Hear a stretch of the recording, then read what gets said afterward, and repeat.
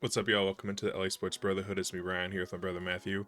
And the Dodgers ended a 5 game losing streak by sweeping the Mets, who honestly look like one of the worst teams in baseball. I know the record already says it, but they are kind of an embarrassment. Either way, it's an embarrassment the Dodgers really needed because we had a video out a couple days ago talking about how brutal everything has been for them, specifically offensively. And I don't know if a single series can say that they're out of a slump, but this is as good as you can get, like without being sure. And it was really relieving to watch, I would say. Matt, how do you feel? What's going on with you?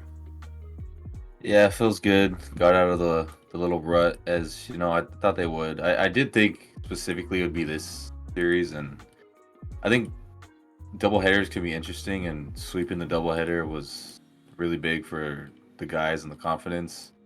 Um, and Mets town, it's like word on the streets was like one of the worst couple of days ever in their franchise. They've been struggling for quite some time now. Last year they had all the buzz. They had the two 35, 45-year-old pitchers that shocker both got hurt. They're now kind of spiraling. They're chasing the Phillies, the Braves. So yeah, they're looking like they're in trouble. But yeah, Dodgers finally play like the Dodgers. I think we literally just talked about Freddie and the power, and he was the hero in the first two games. He had 3 hits in the first game and 2 hits in the second game. So a 5 hit day for him in the doubleheader. And we're talking about them getting out of the rut, but they really didn't in the first game. The offense still looked horrible in the Yeah. first game. They tied it in the ninth with a bunt from Chris Taylor, who's been the worst hitter in baseball. Which me and you, just for the record, we're always going to be against bunts. I think it's pretty bad, but if Taylor's hitting 110, it worked. However, it was about 2 inches away from not working Yeah. and being another Kike Hernandez disastrous situation like the World Series, and he's done it 4 times since then. But yeah, first game, honestly, it wasn't looking great, but Freddie came in huge. That's what big players do. And he was the hero in the first game. Glass now looked incredible as always. 7 innings pitched, 2 hits, 2 runs. That home run's gonna be like the only way to get hit off him. But 8 Ks it again. The ERA is down to 3.04. The ace of the staff. He's an absolute machine. But yeah, nothing really else to be said about game one. The offense struggled. The pitching was great, and they found a way to win, which is huge. On a 5 game skid on the road, everyone's tired. They just want to get out of the game because they have another 9 innings to go. Really huge to come away with that win. But they put game two of that same day, a doubleheader. They put out probably the worst lineup I've seen in the past 10 years from the Dodgers. I mean, it was horrible. No Otani, of course.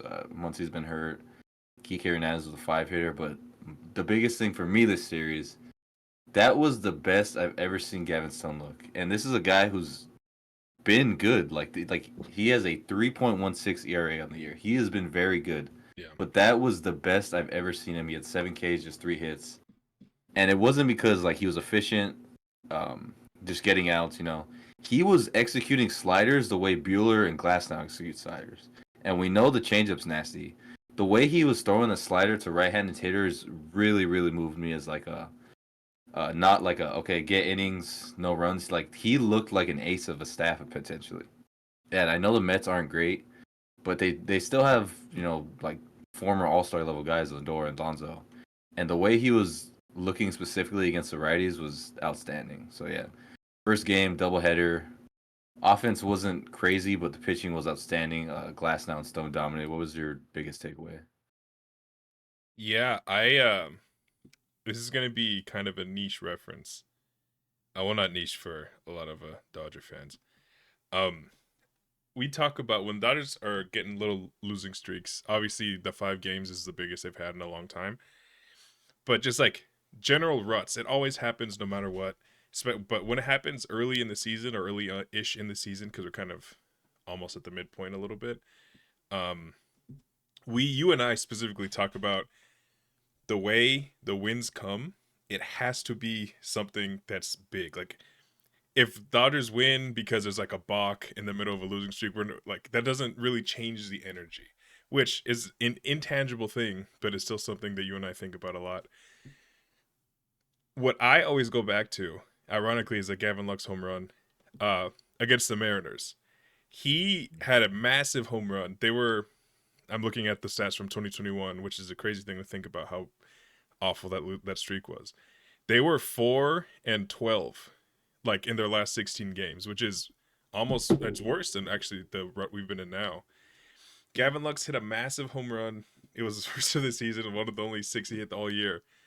And it was just like you felt the momentum change of the season. You felt the energy shift because it was huge. It was in the eighth inning. It was a no doubt home run. It was something like that. So I equate that not as cool, but like having an extra innings win where you look just to continuing the horrible look like you were talking about. The offense was not there, and then Will Smith comes through, and Freddie piles like that is a momentum shifting thing. And the next two games, honestly, it was just kind of in cruise control a little bit. I don't think we got into the third game yet. The only trouble we had was with Eliezer Hernandez. Is that his first name? I think that's his first Yeah, name. Yeah, he'll be gone very soon. But regardless, the offense felt like it was in better sync. It was only I think it was 3-1 in the second game of the doubleheader, but they had 10 hits and they didn't execute when they needed to, but they had 10 hits. Things just felt better after the first win. So I think that it could act as a catalyst. We don't have the craziest schedule coming up. We do play the Yankees in a little bit, but it's Rockies and Pirates. I think we can really build some momentum before we go back to New York. That was honestly the biggest thing I thought of. yeah, it felt like that momentum shift. You know, that's I touched on how we struggled early on, but that like winning that extra inning game on a five that really felt like a difference. Yeah. Because like you know the Dodgers are gonna go on like a crazy run, and that really felt like that was gonna be the game changer. But also underrated, I think. You know, it was a 3-3 game late in the game of game three where we could easily say, oh, we took the first two, we could take it easy. I think winning that was actually huge, and to have Freddie be the hero in game one and Will Smith be the hero in game three, and Miguel Vargas, you know, got some hits, which was awesome to see. Yeah. Because if he can be an average baseball player, that's huge, and this was a step in the right direction. I want to give a shout out. We talked about Hernandez. Every single guy we need to be good out of the bullpen has been good. Yeah. So like I don't know what the season numbers are because you have Hernandez, Ramirez, Grove, all these guys who've just been awful. But Trinan hasn't given up a run yet. Yarbrough's been outstanding. Vesia, to both of our surprises, has been outstanding. Yeah. Bonda's been good since he came over. Hudson's been outstanding. Phillips was obviously good before he got hurt. Like everyone we needed to be good has been very good, and that's been the underrated part of this run. I mean, let me check here: 2 runs, 0 runs, and 3 runs in this series. Again, not a great offense, but the bullpen really has been doing his job. And when you got Glass now, Yossi's tiny bit of a skid, but he'll obviously get back on track. Stone, Bueller when he gets going again, like the pitching's outstanding, and the bullpen's not even close to being healthy yet. We're missing our two best guys really, but a quick shout out to them because they've been great. No, 100%. That's a good call. I mean, Grove hasn't been perfect since his role has changed, but the stats still bear out that he is significantly better as a one inning guy, and that he's become unfortunately a high leverage guy, but he's a dead one inning guy. He's going in, you're getting 3-4 batters, and if you don't get him, you're coming out. And I think that the more repetition he gets like that, pitching back to back days and stuff, and not having to worry about him being fully stretched out, especially with I'm praying on this because Bobby's still in rehab, or still not in rehab, excuse me. He's still rehabbing his injury, and he's gonna start sim games, or he's gonna start his rehab assignment. But regardless, I don't want to talk as if that's a sure thing. But if and when he comes back, James Paxton can then become the long man, so that way Michael Grove can fully just be a one inning guy. Because if he's your fifth, sixth, seventh man, I actually think that's really good. That's a great spot to be in. Because even in like, he can, it can always get away from him. Honestly, like just what is the nature of who he is as a pitcher. But if you're like, that's still a good option to go to It's instead of having to be like he's right now he's our number 3 in the number 4 because Vesia is up there too. But yeah, I'm just really happy for him because everyone hates him, including us sometimes. But that's the nature of being a reliever. I just think he was out of his role. He says a lot of relief pitchers, most relief pitchers are starters that just don't have the ability to go many innings. So if you whittle them down into a 1 inning guy, it changes things. And I think that's what's happened with Michael Grove. I know you've mentioned Stone already, but I just want to point out doubleheader, and I think they used a total of 5 pitchers the entire day. They only used 2 in the Stone start. Vesia went 2 full innings, which is super clutch. But after Glasnow, it was, and they had to go extras, so I think it was actually 6 total pitchers. But regardless, that's a crazy bullpen saving day, which you never think of happening in a doubleheader, which is really cool. So I just want to shout that out because I thought that was nice. Yeah, where else do you want to take this, Matt? Yeah, I mean, 100% Stone. I mean, Stone deserves his flowers, man. He's arguably been the second best pitcher on the staff. He's been outstanding, and we've needed him. It wasn't a bonus, you know. Bobby got hurt. Bueller's out the beginning of the season. Kershaw's, obviously been out. And then Sheehan, he's gone, so Yeah, now there's not Sheehan even a too. backup. He's been huge, man. And not just like he's been good, but like we know the bullpen's hurt, and he's going. It seems like he's going 7 innings every single start. Yeah, And he's totally, in just his second season, he's totally become this new pitcher. 3.16 ERA in the season. He's been great. 57 innings. Let's hope he stays healthy. We talked about, both of us talked about, like, we need him to be so good that it's like, no, he's there's him moving to the bullpen isn't an option. I think he's earned that so far. 100%. Yeah, I Yeah, I think even guess. with the way they're using Paxton, sorry to cut you off, it's kind of showing that Stone is the guy that's getting the length starts still, and Paxton only threw 3 innings. By the way, this is kind of an aside, and I won't go too deep into it. It is absolutely crazy how the Dodgers, or I shouldn't say crazy, because I appreciate that they're really trying to minimize the workload as much as possible. But I still think it's kind of wild how they're avoiding at all costs pitchers pitching on normal rest.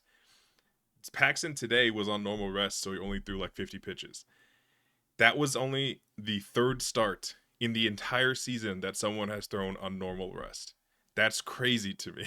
If you told that to some fake baseball fan like Tony Kornheiser, I shouldn't say fake baseball fan, old head guy that hates new age baseball or whatever, they would pass out. That because it's I didn't think it was that exaggerated, but it is.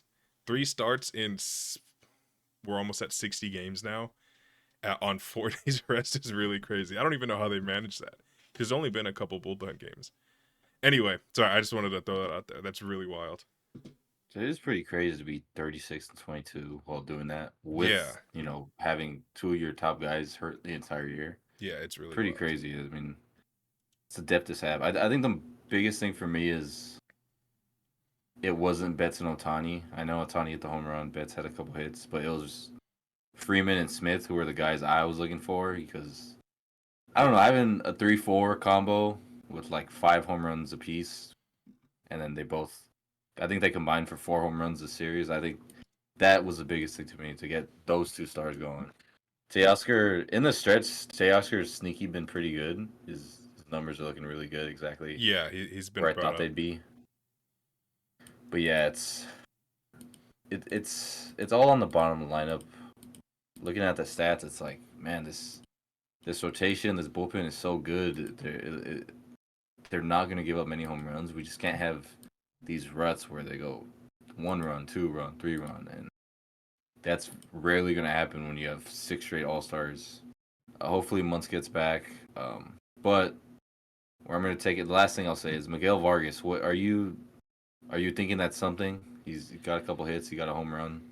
I'm hoping it What are you is. feeling? He's been really, really good in AAA. Like he was hovering around a 1. OPS like the entire time he was down there, and he like multiple home runs, like at legit slugging I mean, if you're at a 1 dot, it's gonna be up there. But I don't know. In the last video we made, I mentioned that he hadn't hit a ball forward, and I checked, and it was true. He had not hit a ball into play. He'd only played 4 games actually. This was his fourth or his fifth. I don't know, but like he barely played. Either way, when he did, was not doing anything. His bat speed is still worrying to me because it feels like, and this is super anecdotal. I don't have any numbers. Maybe it's the same as always, but it feels like his swing is very long. So that way, when he gets to the ball, it just doesn't feel like he's hitting it very hard, as opposed to James Outman, which is a crazy reference for how bad he's been. But his hands are so quick that when he hits the ball, it's like a rocket. And same thing with like Mookie. So it's just from just a visual standpoint, it doesn't feel like much has changed. But a couple hits, the at bats incrementally, again, in tiny sample size. I don't know how much run he's going to keep getting. It does feel like there is something that can build upon, not like a Pages level super burn hot and then kind of flame out. I'm really hoping Vargas is just a 750 OPS guy. I mean, I'm hoping for more, obviously. But if you can just pencil in Vargas for 750 to 770, maybe even 800, but like low 800s OPS production, I am taking that immediately. I know he has a higher ceiling than that, but I don't need streaks from someone like him. I want him to be steady. Honestly, I want him to be Miguel Rojas this year. Vargas has potential for more, so hopefully, like he can continue to develop. But in the talk of Miguel Rojas has just been good. There's no, he's been good. Oh, like he's good for. I wasn't expecting it. Like obviously we weren't expecting it, but he's at a 125 WRC plus now. He's just been good. He had 4 hits today when we were recording it. So, like we talked about the Lux platoon, and maybe we gotta change it up. And Lux has kind of come back a little bit, but the two Miguels, I think Vargas can have a role. And I know you asked me about Vargas, and I'm bringing Rojas up, but Rojas, it might get to the point where we need to find more time to play him because he is just hitting the ball all the time. Even when he gets out, he's making contact. He is doing smart veteran ball placement stuff and just attacking every first pitch he can. It's pretty wild. It is honestly crazy to see him. Like, I feel comfortable when he's at bat now, which is wild.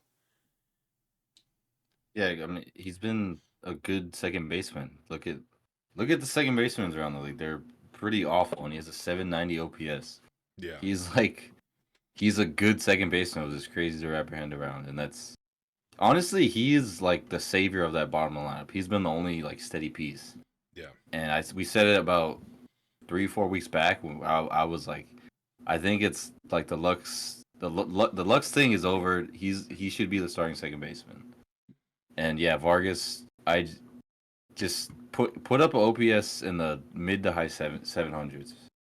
And I forget that he's a prospect because he doesn't have that an explosive swing at all. Yeah. Like at all.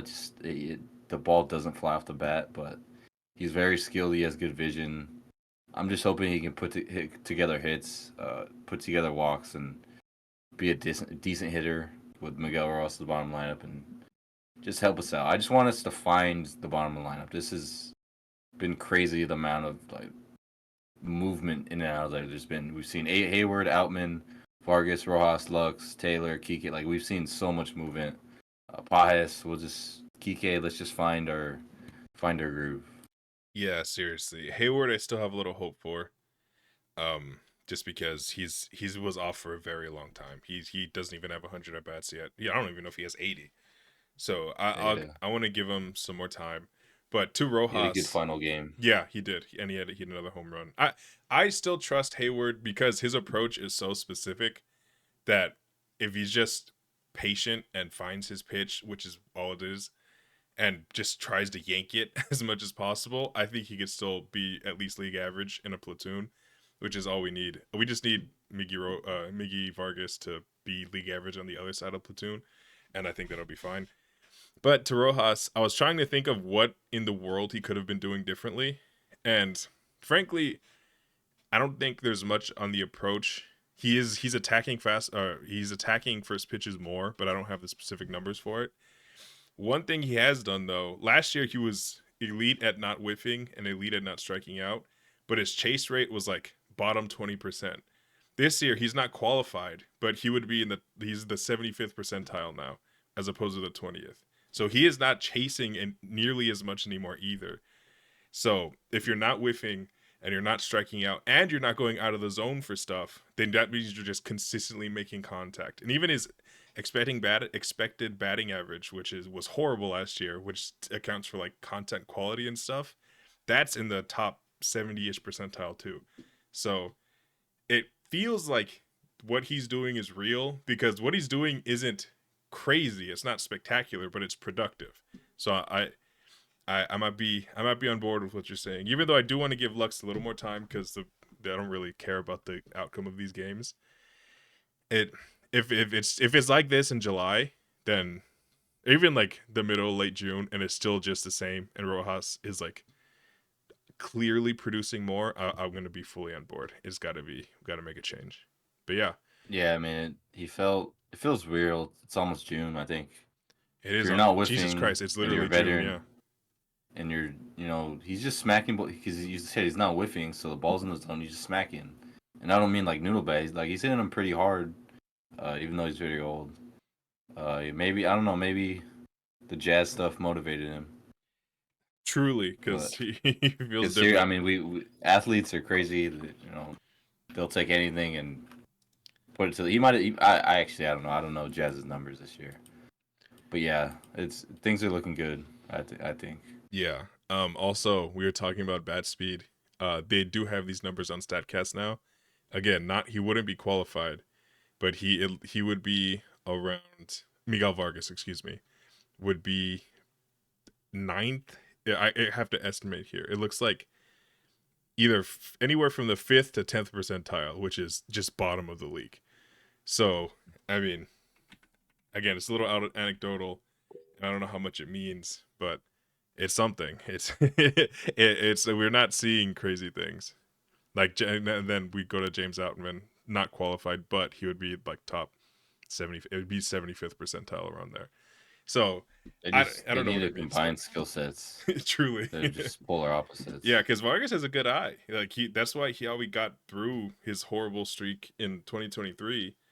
Like It, he has an eye, you know. it's just the bat speed. That's why he pops so many things up, and there's so many. He gets jammed so many times. The bat speed is just not there. Yeah, The yeah, ball beats his hands. yeah. All that being said, successful New York trip part one. We're going to be back there in 1 week, which is psychotic to me. We're going flying home and then flying back to New York. Regardless, it's a good trip. Split, they salvage road trip that looked like it was going to be horrific. And we'll see where they go from there. A couple of guys that we needed really kicked it into gear. We'll see how it goes going forward. Otherwise, go Dodgers. We'll talk to you soon.